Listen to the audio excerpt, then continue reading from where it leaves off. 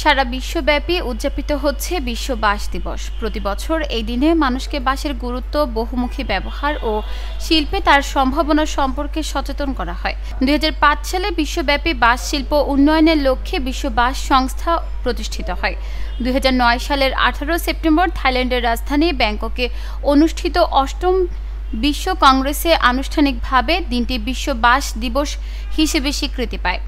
ওই সম্মেলনে প্রায় 100 দেশের প্রতিনিধি অংশ নেন এবং দিনটি উদযাপনের প্রস্তাবে সম্মতি দেন। বিশ্বে মোট প্রায় 300 প্রজাতির বাঁশ পাওয়া যায়। বাংলাদেশ বন গবেষণা ইনস্টিটিউট ইতিমধ্যেই 33 প্রজাতির বাঁশ সংরক্ষণ করেছে।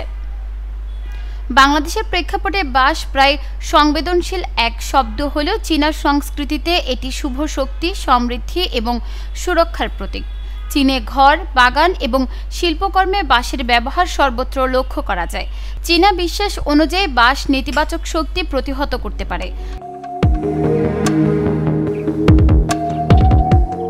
বাঁশ কেবল আসবাবপত্র বা শিল্পের জন্য নয়, এটি খাদ্য হিসেবে ব্যবহারও করা যায়। সবুজ বাঁশের ডালের ভেতরের অংশ, যা বাঁশকোরল নামে পরিচিত, স্বাস্থ্যসম্মত খাবার হিসেবে জনপ্রিয়।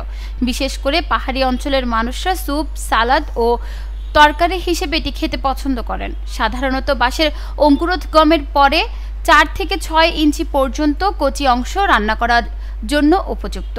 বিশ্ব বাঁশ দিবস উপলক্ষে শুধুমাত্র বাঁশের ব্যবহার নয়, তার সংরক্ষণ, বৈচিত্র্য ও গুরুত্বপূর্ণ অবদান সম্পর্কে সচেতনতা বাড়ানোই মূল লক্ষ্য।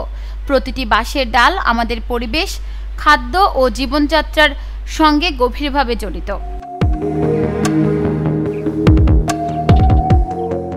নিউজ ডেস্ক, চট্টগ্রাম সময়।